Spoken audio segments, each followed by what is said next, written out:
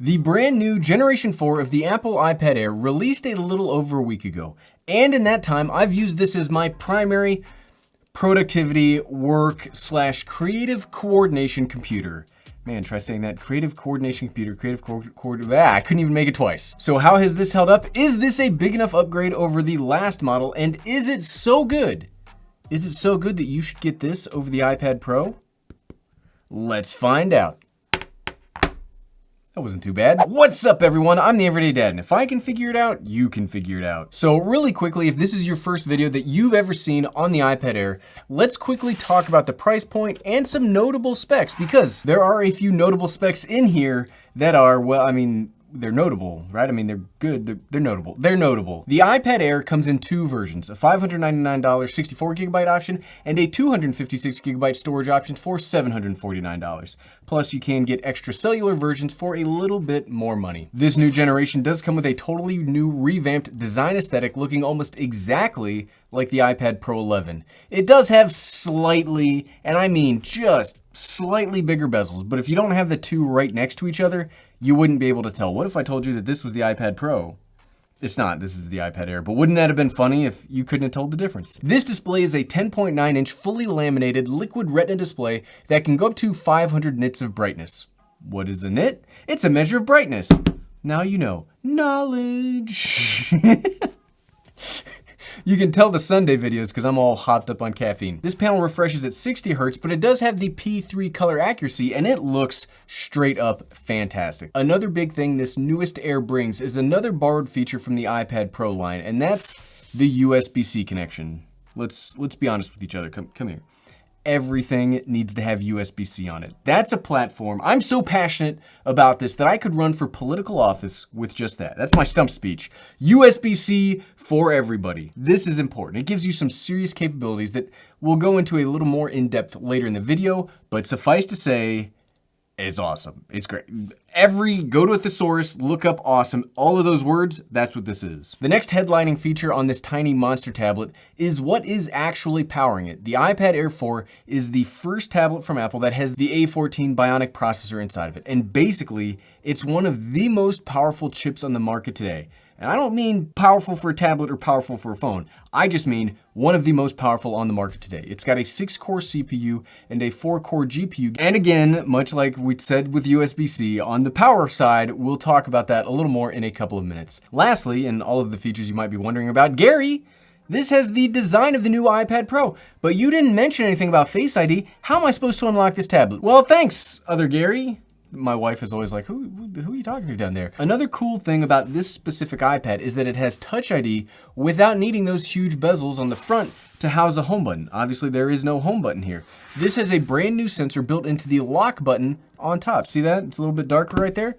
That's a Touch ID sensor. This is pretty darn neat. And if you're trying to figure out a way to unlock your tablet, or like if you're Apple trying to design a way to get to the new version, but you don't have the money and you don't have the budget to put in Face ID technology, this is a pretty elegant solution. Yes, there are other smaller upgrades inside of the Air, but when we talk about big headlining features, the new display, USB-C, Touch ID, and the A14 are easily the show stealers. They're like the ball hoggers. They're like the ball hoggers of specifications. They don't like sharing with the rest of the team. They don't pass. They take all of the attention for themselves. As this is an X time later video, we're not gonna go wild. We're not gonna go super in depth on the tablet itself with benchmark scores or other things that don't exactly they don't help you show what the device can do or what's good or bad about it. So what we're gonna do is we're gonna talk about the things that I both like and the things that I dislike after I've been using this for a solid week. Let's start off with the things I like, because I like starting off happy. I'm a pretty happy guy, and don't worry, we can always go grumpy side. We can always get to the grumpy stuff later on. I'll get ready. We'll get the grumpy face ready for later on, but not right now. It's happy. The first thing I really like is the display. I love how Apple has slowly been updating their tablet line and bringing it into the 21st century. Sure, the iPad Generation 8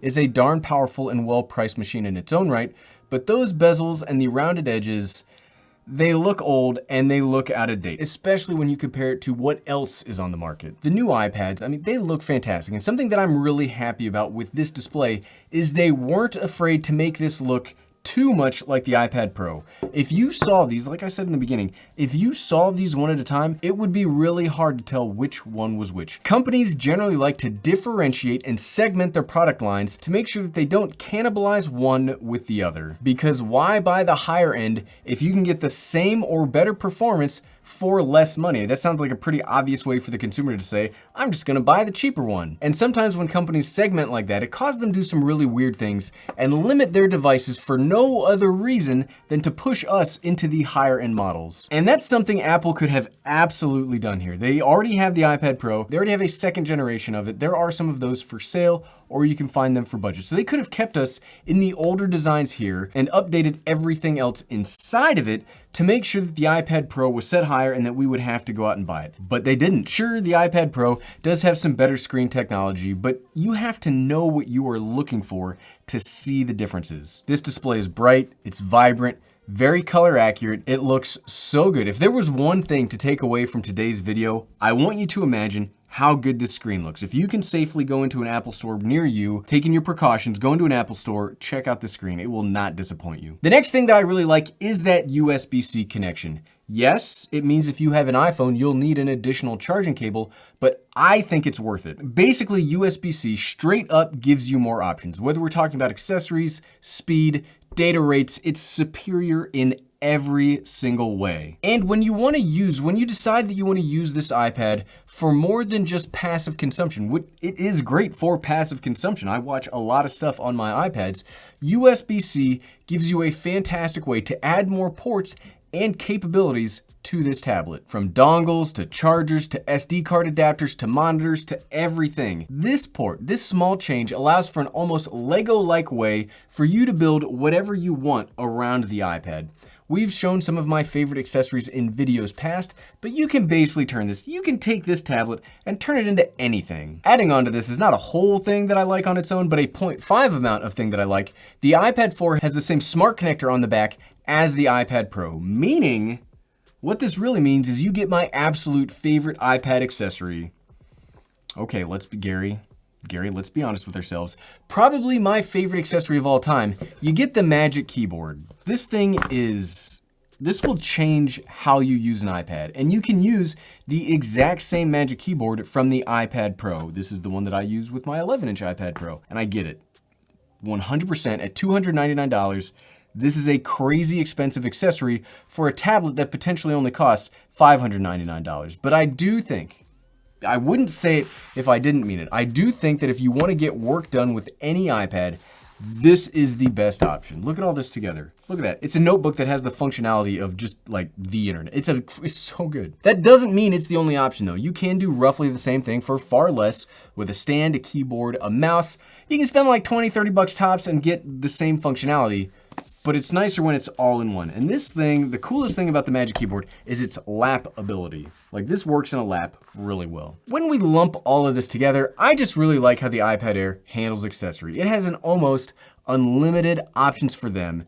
And I like options. If you've noticed anything from these videos and all the accessory gadget videos I like making, I like options. Next up in the things I like, and again, this is a headlining feature, the power. Oh my goodness, the power. I legitimately cannot think of another $600 tablet, computer, whatever. I can't think of anything else that costs 600 bucks that is rocking this level of performance. The only thing that's close is the iPhone 12. But let's search around and see what we could buy for 600 bucks. And I did some background research, and really the only thing that I could find in this price point that was actually in stock is the Asus VivoBook S15 with the Ryzen chip. And you can find that for $699. This laptop, it is rocking an obscenely very powerful Ryzen 4700U processor, 8 gigabytes of RAM, and a 1 terabyte solid state drive. And in researching this, that actually looks like a pretty powerful little laptop. But it's a laptop with no dedicated graphics, and it will have much worse thermals or jet engine loud fans. And it's so gigantic compared to the iPad. Like this, look at that. That's the magic. This is and not just the Magic Keyboard.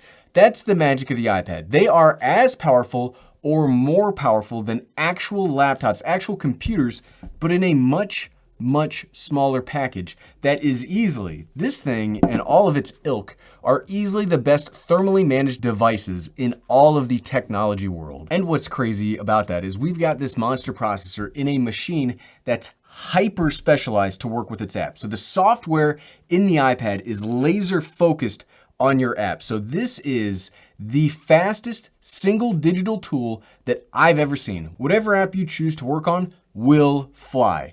And much like all the other iPads, if you do want some dual screen capabilities, you can have 2 apps open at once on this thing and have them work seamlessly. The most power hungry task that I do on these tablets, just to show how powerful they actually are, is I do like to run some video editing tests. And that is, if you don't know, video editing is a very tough multi-core and graphics test on any computer.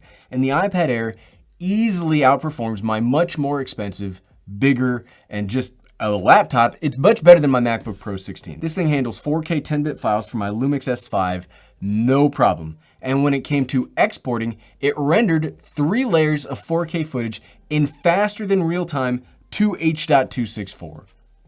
There's a lot of like technical jargon in there. So if you aren't a big video nerd, you'll just have to take my word here. That's lightning fast. What this all boils down to, like in a real sense, is you do not have to worry about the power if you buy the iPad Air. It's remarkably powerful. And because of that power, you'll have longevity. You'll get updates on this thing for the foreseeable future. However, in this world, nothing is perfect. And as much as I like the iPad Air, for all of the awesome things that we've just talked about, this does have some faults. And it hurts me right here when we got to talk about iPad faults, because I don't like them. But first up, in the things that I don't like the storage options.